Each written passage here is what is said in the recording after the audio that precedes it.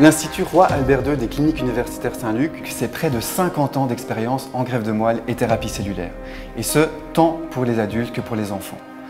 Nous offrons l'allogreffe, qui consiste à collecter les cellules souches de la moelle auprès d'un donneur sain, et celui-là peut être un membre de la famille, ou un donneur volontaire qui est inscrit sur les registres internationaux, ou l'autogreffe, et dans ce cas, on collecte les cellules souches chez le malade d'abord, on les congèle avant de les réinfuser après chimiothérapie intensive. Chez les adultes, les greffes de cellules souches sont essentiellement pratiquées dans les cancers du sang, comme par exemple les leucémies aiguës ou le myélome multiple.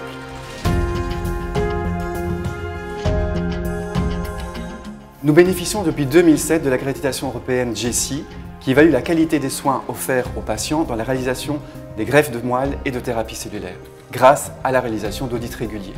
Depuis 2019, nous sommes un des 4 centres belges accrédités pour la réalisation d'une thérapie innovante qu'on appelle les CAR-T-cells. Dans ce cas-là, on collecte les cellules immunitaires du malade, on les envoie dans un laboratoire où elles sont manipulées afin de pouvoir exprimer à leur surface des sortes d'antennes qui leur permettront de reconnaître les cellules cancéreuses et de pouvoir les tuer.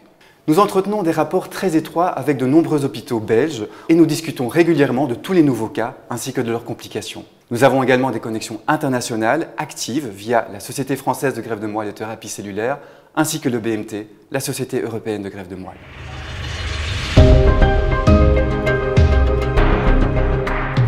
Chaque patient est unique et nous suivons son dossier avec le plus grand soin. Chaque semaine, nous revoyons de façon globale le dossier de nos patients, mais aussi de ceux d'hôpitaux partenaires belges. C'est un moment important dans la prise de décision de traitement et pour le suivi du patient. C'est un long trajet, mais le patient pourra à chaque étape compter sur le soutien et l'accompagnement d'une équipe multidisciplinaire. Lors d'une consultation médicale et la décision de greffe, les avantages et les inconvénients de cette procédure lui seront expliqués afin qu'il puisse se préparer à cette aventure. Lors de cette rencontre, il pourra également aborder des points pratiques, notamment avec la coordinatrice de soins et la diététicienne.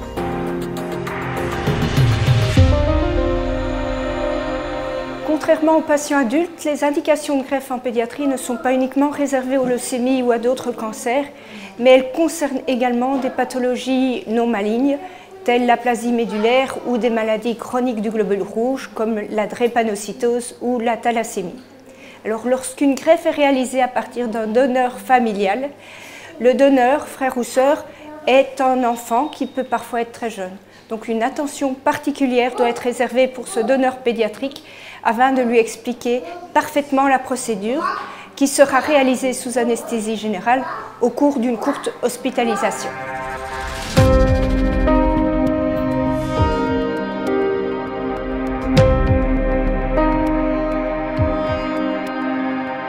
L'hospitalisation pour allogreffe de cellules souches hématopoïétiques se déroule dans une unité stérile, à savoir une unité fermée qui permet de protéger le malade des infections.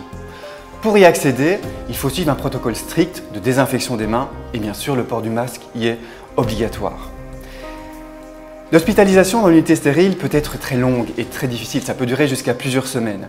Alors les visites sont autorisées mais elles sont limitées et on sait que le contact avec ses proches est très important dans cette hospitalisation. Et c'est pour ça que nous mettons à disposition des patients un couloir extérieur qui lui permet d'avoir toutes les visites qu'il veut sans aucune limitation.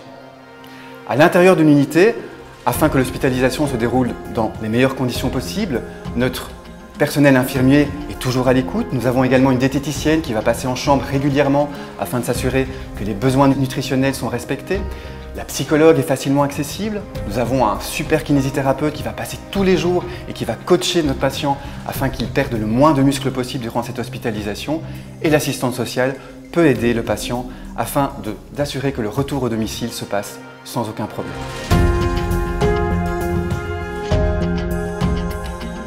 En pédiatrie, l'enfant sera toujours accompagné dans sa chambre d'un de ses parents qui peut être présent durant toute la journée. Tous les intervenants vont faire le maximum afin de lui faire maintenir une vie la plus normale possible.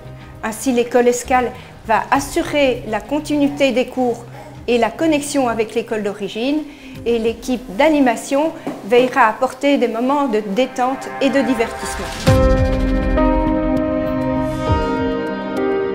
Une surveillance rapprochée en période post-greffe est primordiale car le patient reste vulnérable. C'est pour ça qu'il est suivi de façon très régulière par l'hématologue, toutes les semaines dans un premier temps. Lors de cette consultation post-greffe, je vois le patient afin de réaliser une première anamnèse et de l'orienter en cas de besoin et après discussion avec l'hématologue vers un spécialiste au sein des cliniques. Une fois à la maison, le patient peut ressentir de l'inquiétude due au fait de ne plus avoir cette surveillance en continu. C'est pour ça que c'est important qu'il puisse nous contacter rapidement. Par exemple, si un symptôme ou une complication survient, on instaurera immédiatement un traitement en attendant sa prochaine consultation. Les infirmières sont disponibles en permanence, mais je vais rester le point de contact du patient au sein des cliniques afin de lui assurer un retour à la maison en toute tranquillité et sécurité. Donc en 2024, notre expérience et nos compétences vont être rassemblées dans une architecture intégrée, unique, qui va assurer le suivi des patients en oncologie et en hématologie, tant adultes que pédiatriques. Ce projet ambitieux a été conçu pour optimiser et fluidifier le trajet du patient, de son diagnostic en passant par le traitement et tout au long du suivi. La recherche clinique et des techniques de pointe vont être rassemblées pour offrir une médecine innovante et de qualité.